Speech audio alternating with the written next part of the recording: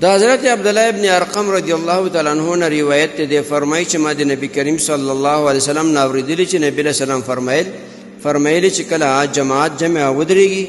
او پتا سو کې یو کس ته د استنجا ضرورت وي، یعنی اودس متوا او داسه د ماتوالي ضرورت وي،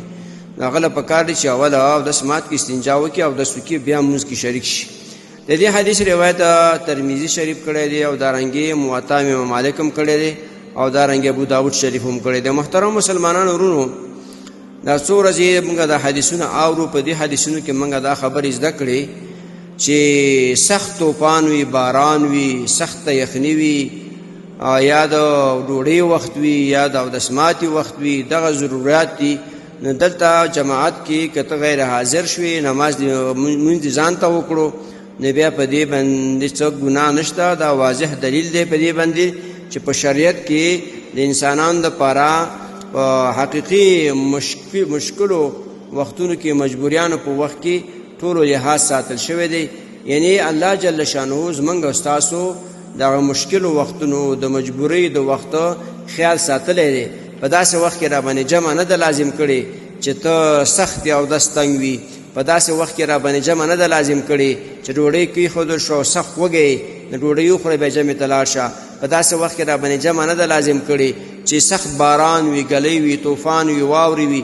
سخت یخني وي چې د هلاکت ضرورت وي، خطره وي، نو په داسې وخت کې موږ او تاسو باندې جمع نه ده لازم کړي، بلکې په خپل کور کې مونځ وکړه او بیا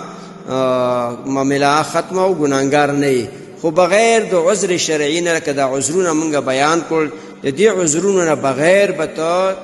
مونځ بغیر جمع نه کوي. سړي زنانه خو به کورونو کې منځونه کوي، سړي یادو ما چې دوی به بغیر عذر نه، که دا عذر بیان کړل، د دې عذرونه به بغیر مریض نه یې، ډوډۍ کېښودل شوې نه ده، اودس دې تنګ نه دی، وغیره وغیره، سخت باران نه دی، هواګانې نشته، او ته بیا هم کور کې مونځ کې بغیر ضرورت نه، ته ګناهګار یې، واجب دې ترک کړل، د نبی علیہ السلام د طریقې نه خلاف مونځ کوي، لہذا د دې عذرونو نه بغیر به ته په کور کې مونځ نه کوي.